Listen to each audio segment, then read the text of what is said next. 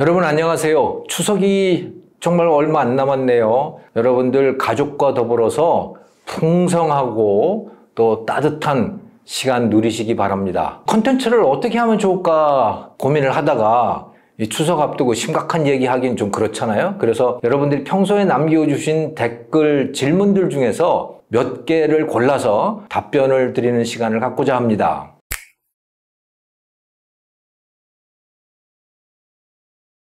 좋은 생각입니다. 유엔이 그렇게 하겠다고 하면 되겠죠. 유엔 얼마든지 자기 통화를 만들 수 있어요. 또 IMF 같은 데서도 자기 통화를 만들 수 있는 거 아니야 해서 실제로 그렇게 하려고 하기도 했었습니다. 그런 말도 많이 나왔었고. 그런데 이렇게 한번 생각을 해보세요. 선생님께서는 유엔이 유엔 코인을 만들면 그것을 쓰시겠어요? 그것을 달러하고 유엔 코인하고 갖다 놓고 어떤 거 가질래? 하면 유엔 코인을 가지시겠어요? 아니면 달러를 갖다 놓겠어요?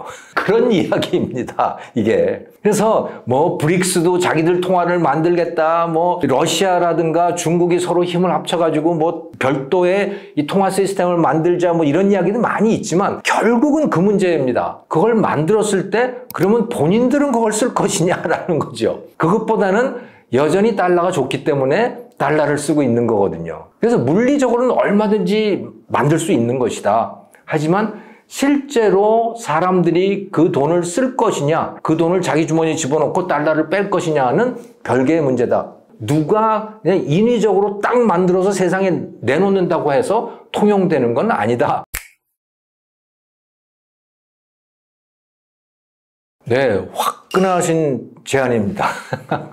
그런데 세입자가 전세도 들 수 있고 월세도 들 수 있죠. 지금도. 근데 전세를 드는 이유가 뭐냐? 월세를 내기가 아까워서 그런 겁니다. 또 요즘엔 그 전세자금 대출을 많이 해주게 됐잖아요. 그럼 저리로 그 대출을 해주니까 그래서 전세자금이 또 풍부해졌던 이유도 있는 거고요. 그런데 그것을 강제로 월세로 해라 라고 하면 그러면 지금까지 전세 들었던 사람들은 좀 난감한 상황이 되는 거죠. 그것 때문에 사기가 줄어들긴 하겠지만 난감한 상황이 되고 경제적으로 많은 부담이 될 수도 있겠다라는 생각을 하고요. 기본적으로 우리나라는 자유경제이기 때문에 강제로 월세를 해라, 전세를 해라 이렇게 할 수는 없는 거죠. 그런데 저렇게 전세 사기가 많아지면서 지금도 시장에서 월세가 많아지고 있습니다. 전세 드는 사람들이 줄어들고 있고 월세가 많아지고 있거든요. 근데 그렇게 월세 수요가 늘어나게 되니까 어떤 현상이 생겼겠습니까? 월세가 오르죠.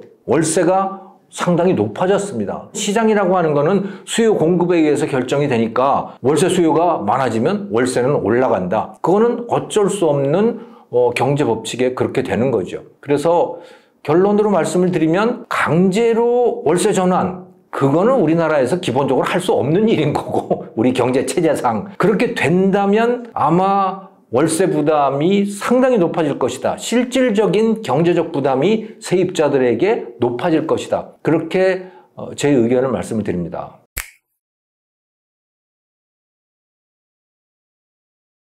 네, 현재와 같은 경제 패러다임 속에서는 선생님이 지적하신 게 맞습니다. 내수하고 수출을 딱 구분을 하고 수출이 줄어드니까 내수는 얼마 안 되는데 여기가 큰일 난 거 아니야? 라는 생각을 당연히 하실 수 있습니다. 현재의 시스템은 그렇다는 거예요. 그런데 저는 중국이 그러니까 세계의 정세가 완전히 이렇게 판이 바뀌는 상황에서 이제 한국인들도 특히 우리 대한민국의 젊은 사람들이 생각과 태도를 바꿀 필요가 있다고 생각을 해요. 그렇다면 바꿀 수 있다면 완전히 판이 달라진다는 거죠. 아주 쉽게 얘기해서 스위스나 이스라엘과 같은 접근 방식을 하게 되면 중국이 떨어져 나간다고 하더라도 큰 문제가 없다는 거예요. 그러면 스위스나 이스라엘 방식은 뭐냐? 수출과 내수의 구분이 없는 거죠. 스위스는 중소기업들도요, 국내 시장이라는 게 존재하지 않습니다. 뭐 인구가 800만 밖에 안 되니까 그 시장 자체가 좁기도 하지만 기본적으로 이 사람들은 뭐 내수에다가 팔고 해외에다가 수출을 하고라고 하는 개념 자체가 없어요. 그냥 글로벌 비즈니스를 하는 게 기본인 겁니다. 특별히 수출이다 내수다 이런 구분을 안 하는 거죠. 이스라엘 역시 마찬가지예요. 내수가 아주 작기 때문이기도 하지만 어쨌든 글로벌 비즈니스를 하는 겁니다. 근데 우리는 이분법이 아주 지금까지는 확실했었거든요. 근데 우리 이제 청년들, 우리 젊은 세대들은 이 틀을 깨야 된다고 생각을 해요. 그래서 누구나 글로벌 비즈니스를 하는 거야. 내수, 수출 그런 구분 없어. 무조건 세상 사람들에게 파는 거야. 라는 관념을 가져야 된다. 그렇게 교육도 나가야 된다고 생각을 해요. 그것이 가능하다라고 하는 것을 보여준 것이 K-팝과 K-무비 아닙니까? 여기에 무슨 내수가 어디 있고 뭐 수출이 어디 있고 그냥 글로벌 시장만 존재하고 있는 거죠. 그리고 우리나라 젊은이들이 그것을 만들어낸 거예요. 성공으로 만들어낸 거죠. 이제 모든 산업이 그렇게 돼야 된다고 봅니다. 그래서 이제 태도를 바꾼다면 얼마든지 저는 극복이 가능한 문제다라고 봅니다.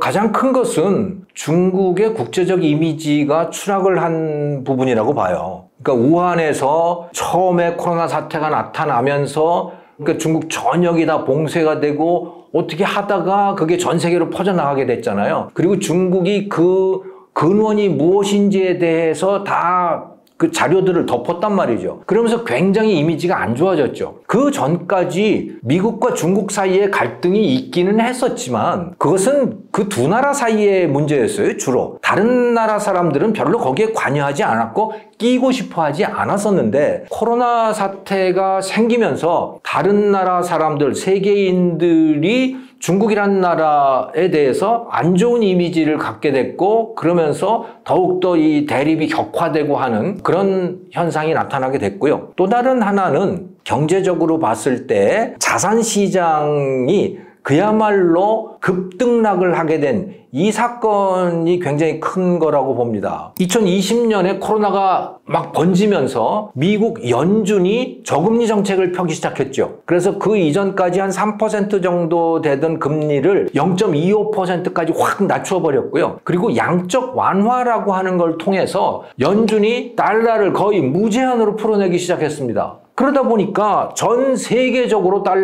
싼 달러가 퍼져나갔고 다른 나라들의 금리도 다 낮아졌고 그러면서 주식 가격 오르고 그다음에 암호화폐 가격 오르고 부동산 가격 오르고 모든 자산 가격이 폭등세를 보이게 됐죠. 실물 경제는 완전히 바닥인데 자산 가격만 폭등을 하는 그런 일이 있었습니다. 그리고 그게 시간이 지나다 보니까 인플레로 연결이 된 거고 인플레가 오다 보니까 연준이 이제 야 이거 안 되겠다 그래서 금리를 아주 급격하게 올리기 시작했죠. 그래서 0.25%이던 기준금리를 5.5%까지 한 1년 만에 그렇게 올려버렸잖아요. 그러니까 뭐 모든 나라의 금리가 다 오르게 되고 유동성은 확 줄어들게 되고 그러면서 자산 가격은 폭락세로 돌아서게 된 겁니다. 지금 우리가 그거를 겪고 있는 상황인 거고요. 그래서 이 자산 가격의 급등락 또 금리의 급등락이라고 하는 이 현상 코로나로 인해서 우리가 겪고 있는 커다란 변화다 이렇게 봅니다.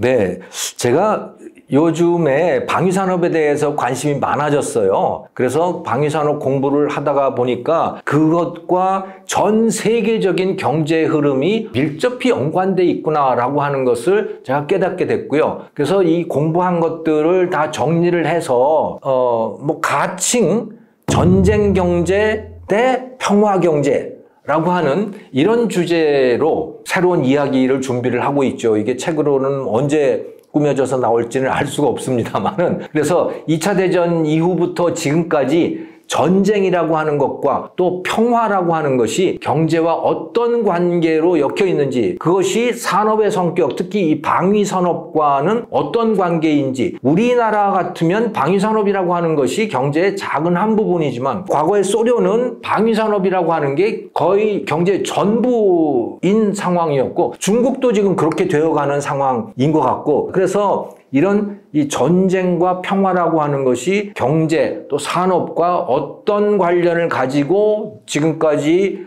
굴러왔고 또 앞으로는 어떻게 될 것인지 이 문제를 다루는 이야기를 준비하고 있습니다. 참 민망합니다. 저의 흑역사인데. 어떻게 하다가 랩을 하게 됐어요. 근데 정말 할 줄도 모르는 상태에서 랩을 하고 그거를 비디오로 내게 된 거예요. 정말 그거는 제가 뭐 의도했던 바는 아닌데 그렇게 됐어요. 그런데 하다가 보니까 이게 재밌더라고요. 랩이라고 하는 게 자기 이야기를 노래로 만들어서 하는 거잖아요. 그래서 이게 재밌다. 근데 좀 제대로 해보고 싶다. 그래서 실제 전문가한테 레슨을 몇 달을 받았습니다. 근데 가사를 쓰고 곡을 만드는 건 저는 굉장히 재밌었어요. 정말 창작하는 기쁨 그런 게 있었어요. 근데 문제는 뭐냐면 그 가사를 외워야 되잖아요. 가사를 외우는 거는 문제가 없어요. 그리고 보통의 노래의 속도로 노래를 한다면 그거는 문제가 없는데 랩이라고 하는 건 기본적으로 굉장히 속도가 빨라요. 그 빠른 속도로 외운 가사를 발음을 하려고 하니까 안 되는 거예요, 그게. 그래서 몇 번 하다가 그만 포기하고 말았지요. 그런데 그때 만들었던 곡들은 몇 개가 있습니다. 그러니까 가사를 보고 읽으면서 만든 그런 음원들은 몇 개가 있지요. 선생님 그러면 추석을 맞아서 한번 짧게 한 소절 좀. 그걸 여러분들께 선물로 드릴까요? 이게 선물이 될까요? 근데 오히려 일종의 테러 아닌가 이러면 짧게 한번. 예, 짧게 한번 해보겠습니다. 네, 예, 가사를 볼 수 있으니까 제가 할 수 있는 겁니다. 아, 이 노래 제목은 할배 스웩입니다. 스웩 있잖아요. 래퍼들이 하는 스웩 뭐 이런 거. 네, 그러면 전제를 주십시오. 제가 노래를 부르도록 하겠습니다.